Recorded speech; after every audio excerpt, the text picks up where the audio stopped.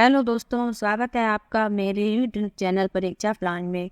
आज की वीडियो में मौर्य वंश के बारे में जानेंगे। पिछले वीडियो में जैन धर्म के बारे में जाना था। आज का टॉपिक मौर्य वंश है, तो मौर्य वंश से संबंधित महत्वपूर्ण तथ्यों को जानेंगे। तो वीडियो शुरू करने से पहले एक रिक्वेस्ट और है कि वीडियो को लाइक और चैनल को सब्सक्राइब करना ना भूलें। तो चलिए वीडियो को शुरू करते हैं। मौर्य वंश। मौर्य वंश इसकी स्थापना चंद्रगुप्त मौर्य ने की थी। तो कब की थी इसके बारे में जान लेते हैं कि मौर्य साम्राज्य से पूर्व भारत पर मगध का साम्राज्य स्थापित था। मौर्य साम्राज्य से पहले मगध साम्राज्य था। इसका अंतिम शासक कौन था? घनानंद था। यह सिकंदर महान का समकालीन था। सिकंदर के जाने के पश्चात मगध साम्राज्य में अशांति व अव्यवस्था फैल गई और इस अशांति व अव्यवस्था का लाभ चंद्रगुप्त मौर्य ने उठाया और अपने गुरु चाणक्य की सहायता से नंद वंश के अंतिम शासक घनानंद को हराकर मगध सत्ता पर अधिकार कर लिया और मौर्य साम्राज्य की स्थापना की। इसे हराकर? घनानंद को हराकर, जो मगध साम्राज्य का अंतिम शासक था, और अपने गुरु चाणक्य की सहायता से। चंद्रगुप्त मौर्य का जन्म 340 ईसा पूर्व में मौर्य अथवा मौर्य वंश के कुल में हुआ था। उनकी माता का नाम नूरा और पिता का नाम सर्वात सिद्ध था।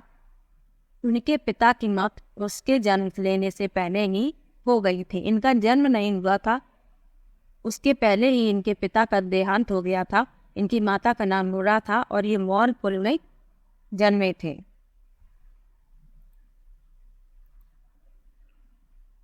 चंद्रगुप्त मौर्य ने अपने गुरु चाणक्य की सहायता से नंद वंश के शासक घनानंद को अपदस्थ कर दिया और मौर्य साम्राज्य की 322 ईसा पूर्व में स्थापना की। इस अभियान में कश्मीर के शासक प्रवर्तक ने उन्हें चंद्रगुप्त की सहायता की। कश्मीर के शासक थे प्रवर्तक। इन्होंने चंद्रगुप्त मौर्य की सहायता की और चंद्रगुप्त मौर्य ने घनानंद को हराकर मौर्य साम्राज्य की स्थापना की। चंद्रगुप्त 322 ईसा पूर्व में मगध का शासक बना। चाणक्य को अपना प्रधानमंत्री बनाया। याद रखना है कि चाणक्य जो इनके गुरु थे, चंद्रगुप्त मौर्य ने उन्हें अपना प्रधानमंत्री बनाया। चाणक्य ने राजनीति पर अर्थशास्त्र नामक पुस्तक की रचना की। इसको याद रखना है। इन्हीं का नाम विष्णुगुप्त है, तो ये याद रखना है कि अर्थशास्त्र की रचना किसने की? चाणक्य ने की, और इन्हीं का नाम विष्णुगुप्त है, ये भी याद रखना है। 305 ईसा पूर्व में चंद्रगुप्त का संघर्ष सेल्यूकस निकेटर से हुआ, जिसमें सेल्यूकस की हार हो गई। सेल्यूकस निकेटर से इनका संघर्ष हुआ, युद्ध हुआ, जिसमें सेल्यूकस हार गई। तो हार हुई। सैनिक ने अपनी पुत्री कार्नेलिया का विवाह चंद्रगुप्त से कर दिया। जो सेल्यूकस थे उन्होंने अपनी पुत्री का नाम था कार्नेलिया, तो इनका विवाह कर दिया चंद्रगुप्त मौर्य से। और युद्ध संधि की शर्तों के तहत उसने 4 प्रांत काबुल, कंधार, हेरात एवं मकरान चंद्रगुप्त को दे दिए। तो सेल्यूकस निकेटर ने क्या किया? अपनी पुत्री का विवाह कर दिया चंद्रगुप्त मौर्य के साथ, और युद्ध संधि के तहत 4 प्रांत भी चंद्रगुप्त मौर्य को दे दिए। कौन कौन से 4 प्रांत हैं? काबुल, कंधार, हेरात एवं मकरान। आगे सेल्यूकस ने मेगास्थनीज को अपने दूत के रूप में चंद्रगुप्त मौर्य के दरबार में नियुक्त किया। सेल्यूकस ने अपना दूत भेजा मेगास्थनीज और चंद्रगुप्त मौर्य के दरबार में उसे नियुक्त किया। मेगास्थनीज ने इंडिका नामक पुस्तक की रचना की। ये याद रखना है, मेगास्थनीज की पुस्तक इम्पोर्टेंट है। ये पूछी जाती है कि इंडिका नामक पुस्तक की रचना किसने की? तो मेगास्थनीज ने इंडिका नामक पुस्तक की रचना की। आगे देखते हैं कि विशाख दत्त के मुद्रा राक्षस में चंद्रगुप्त को ब्रसल, कुलहीन तथा महावंश एवं अर्थशास्त्र में क्षत्रिय कहा गया। तो मुद्रा राक्षस में ब्रसल, कुलहीन, महावंश और अर्थशास्त्र में क्या कहा गया? क्षत्रिय कहा गया चंद्रगुप्त मौर्य।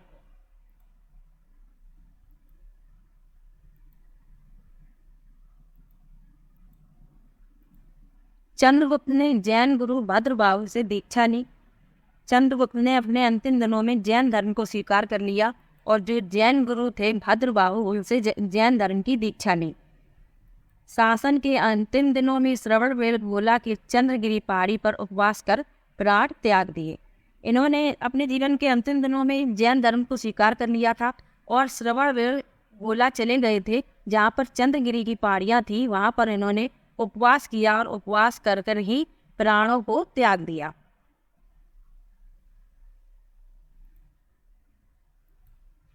अब आगे देखते हैं बिंदुसार के बारे में।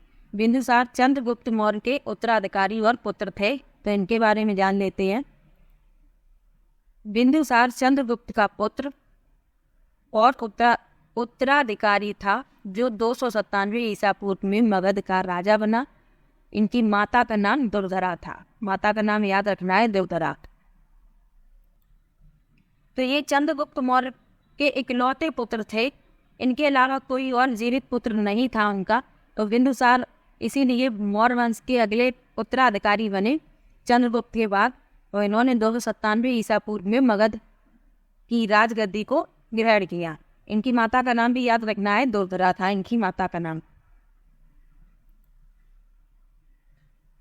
बिंदुसार अपने माता पिता की इकलौती जीवित संतान थे, क्योंकि उनके बड़े भाई केशनाग जन्म लेते ही मृत्यु को प्यारे हो गए थे। इनके एक बड़े भाई थे केशनाग, लेकिन वो जन्म लेते ही उनका देहांत हो गया था।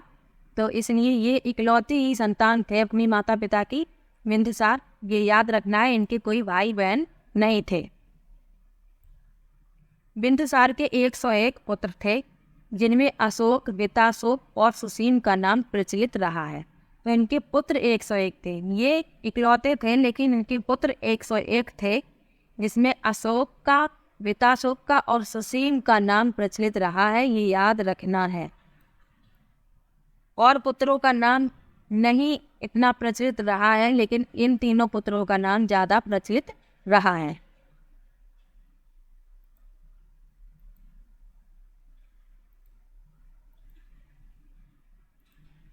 बिंदुसार मौर्य की मृत्यु 270 ईसा पूर्व को पाटलिपुत्र में हुई थी।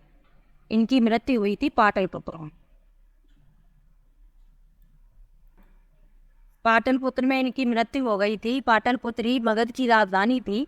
पहले राजगृह थी, बाद में पाटलिपुत्र हो गई थी। तो वहीं पर बिंदुसार की मृत्यु हो गई। उनकी मृत्यु का मुख्य कारण उनकी कमजोर स्वास्थ्य स्थिति थी, जिसके उपरांत वे ज़्यादा बीमार पड़ गई और उनका देहांत हो गया।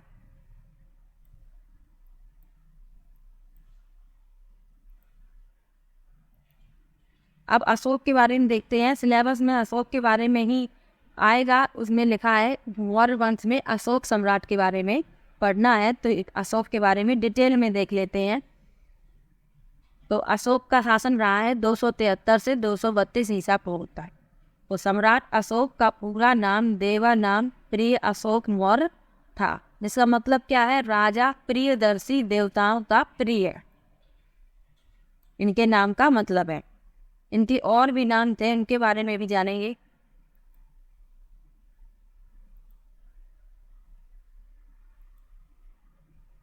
अशोक महान बिंदुसार का उत्तराधिकारी बना, जो 4 वर्षों तक गृह युद्ध में फंसे रहने के कारण 269 ईसा पूर्व में राजगद्दी पर बैठा। राजा बनने से पूर्व वह अवंती का राज्यपाल था। ये याद रखना है कि राजा बनने से पहले वो अवंती के राज्यपाल थे। अशोक के अन्य नाम भी देख लीजिए। धर्मराज का चक्रवात सम्राट, राग श्रेष्ठ, मगध राज भूपति, मौर्य राजा अशोक, धर्माशोक, अशोकवाधवन, अशोक वर्धन, प्रजापिता और धर्मनायक, ये सब इन्हीं के नाम थे। इतने नामों से इन्हें जाना जाता था।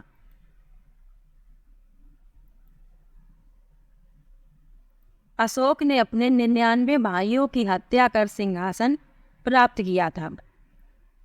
बिंदुसार के 101 पुत्र थे, जिनमें से 99 भाइयों की हत्या अशोक ने की, तब सिंहासन को प्राप्त कर पाया। बिंदुसार के 101 पुत्रों में सुसीम सबसे बड़ा तथा तिष्य सबसे छोटा था। जो 101 पुत्र थे, इसमें सुसीम जो था वो सबसे बड़ा था और तिष्य जो था वो सबसे छोटा था। इनकी पत्नियों के नाम देख लीजिए। कारुआकी, तिस्सारखा, अशोक की 2 पत्नियां थीं। ये उनके नाम हैं। चारुमती और संघमित्रा अशोक की 2 पुत्रियां थीं। पुत्रियों के नाम भी याद रखना है, चारुमती और संघमित्रा। पुत्र का नाम याद रखना है महेंद्र। तो इनकी पत्नियों का नाम कारुअकी तिस्सा रखा और पुत्रियों का नाम चारुमती और संघमित्रा और पुत्र का नाम महेंद्र था।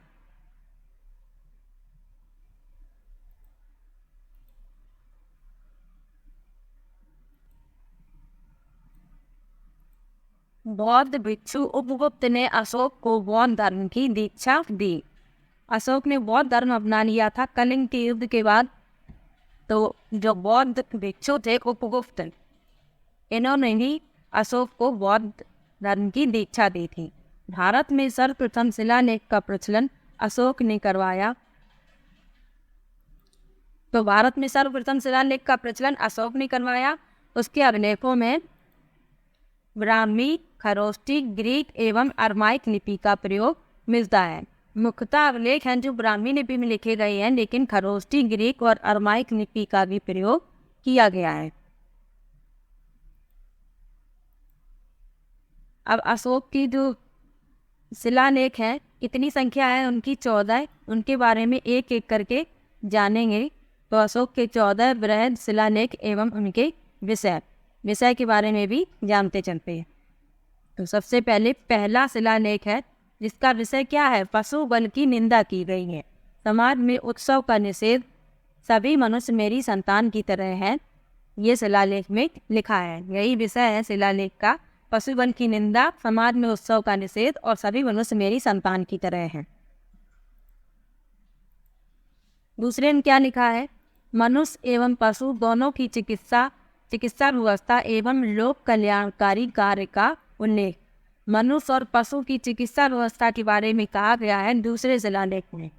सीमा पर स्थित चोल, पांड्य, सतीपुत्र एवं केरल पुत्र का उल्लेख। तो मुख्य ये बात याद रखनी है कि मनुष्य एवं पशु दोनों की चिकित्सा व्यवस्था किस शिलालेख में बताई गई है? तो दूसरे शिलालेख में बताई गई है। तीसरे में क्या कहा गया है? राजकीय अधिकारियों युक्त रज्जुक और प्रादेशिक को प्रत्येक 5 वर्ष के दौरे पर जाने के निर्देश, कुछ धार्मिक नियमों का उल्लेख। ये तीसरे शिलालेख में कहा गया है।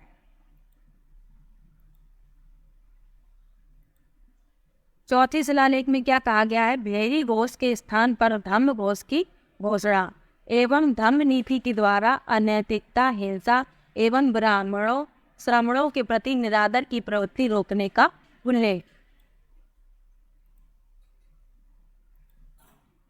5वां शिलालेख क्या कहता है कि धर्म महामात्रों की नियुक्ति के विषय में जानकारी, मौर्यकालीन समाज एवं वर्ण व्यवस्था की जानकारी।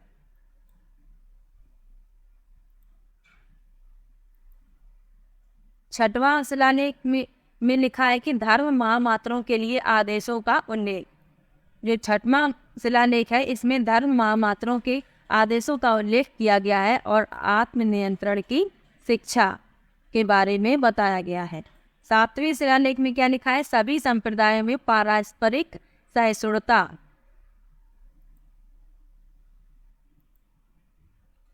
8वां शिलालेख देख लीजिए। अशोक की तीर्थ यात्राओं का उल्लेख एवं सार्वजनिक निर्माण कार्यों का वर्णन। ये याद रखना है कि अशोक की तीर्थ यात्राओं का उल्लेख किस शिलालेख में बताया गया है? तो 8वें शिलालेख में बताया गया है। अशोक के बौद्ध गया भ्रमण का उल्लेख।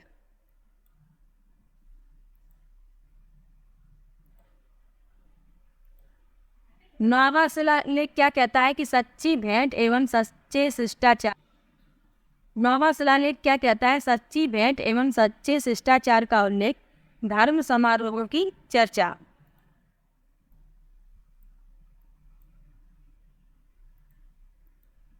10वां शिलालेख कहता है राजा तथा उच्च अधिकारियों को हमेशा प्रजा के हित में सोचने का निर्देश। ये याद रखना है कि राजा तथा उच्च अधिकारियों को प्रजा के हित में सोचने का निर्देश किस शिलालेख में बताया गया है?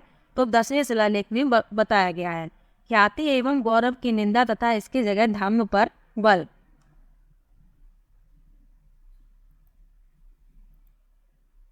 11वां शिलालेख, इसमें बताया गया है धम्म नीति की व्याख्या। धम्म नीति के विषय में बताया गया है 11वें शिलालेख में। 12वां शिलालेख क्या कहता है? धार्मिक सहिष्णुता की नीति का उल्लेख एवं धम्म विजय की विशेषताओं का वर्णन, स्त्री महामात्र की चर्चा। तो ये इम्पोर्टेंट है, इसको याद रखना है कि स्त्री महामात्र की चर्चा किस शिलालेख में की गई है? तो 12वें शिलालेख में स्त्री महामात्र की चर्चा की गई है। 13वां शिलालेख, कलिंग युद्ध का वर्णन एवं अशोक के हृदय परिवर्तन की बात कही गई है। कलिंग युद्ध के बाद अशोक का हृदय परिवर्तन हो गया था, तो ये 13वें शिलालेख में बताया गया है कलिंग युद्ध के बारे में। इसको भी याद रखना है कि कलिंग युद्ध के बारे में किस शिलालेख में बताया गया है? तो 13वें शिलालेख में कलिंग युद्ध के बारे में बताया गया है। पड़ोसी राजाओं का वर्णन, आठविक जातियों का उल्लेख।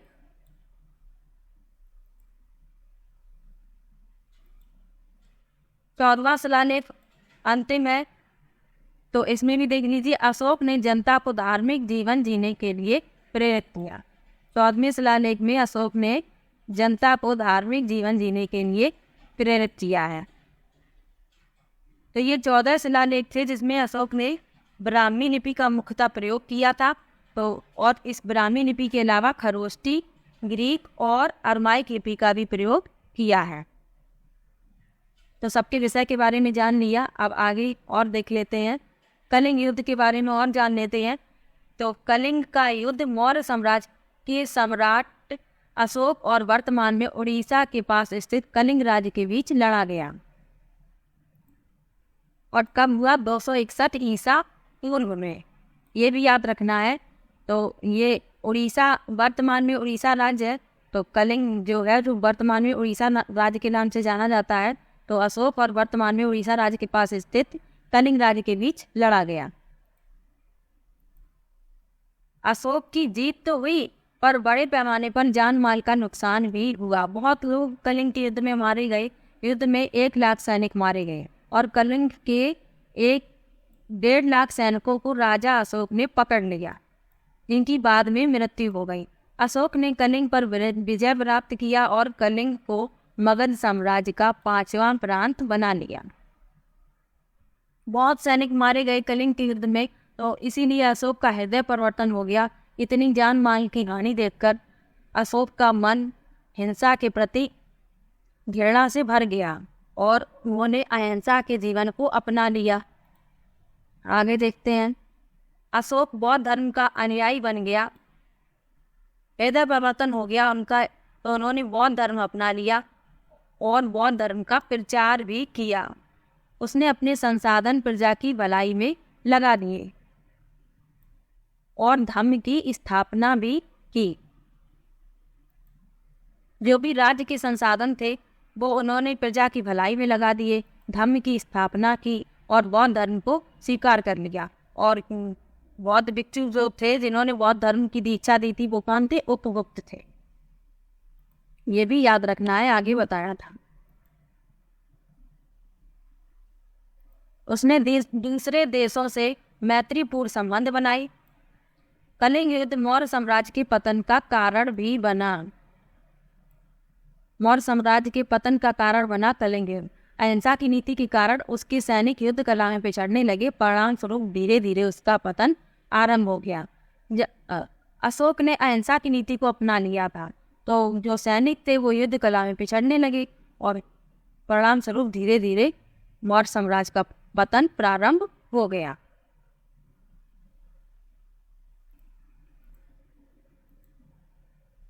तो मौर्य साम्राज्य का पतन कलिंग युद्ध के बाद प्रारंभ हो गया था। अंतिम शासक के बारे में भी जान लीजिए। मौर्य साम्राज्य का अंतिम शासक बृहद्रथ था। याद रखना है इसको, ये प्रश्न में पूछा जा सकता है कि मौर्य साम्राज्य का अंतिम शासक कौन था? तो कौन था? बृहद्रथ था अंतिम शासक। तो आज की वीडियो में मौर्य वंश के बारे में महत्वपूर्ण तथ्यों को जाना। वीडियो कैसा लगा कमेंट बॉक्स में जरूर बताइएगा। वीडियो को लाइक और चैनल को सब्सक्राइब करना मत भूलिएगा। Thank you.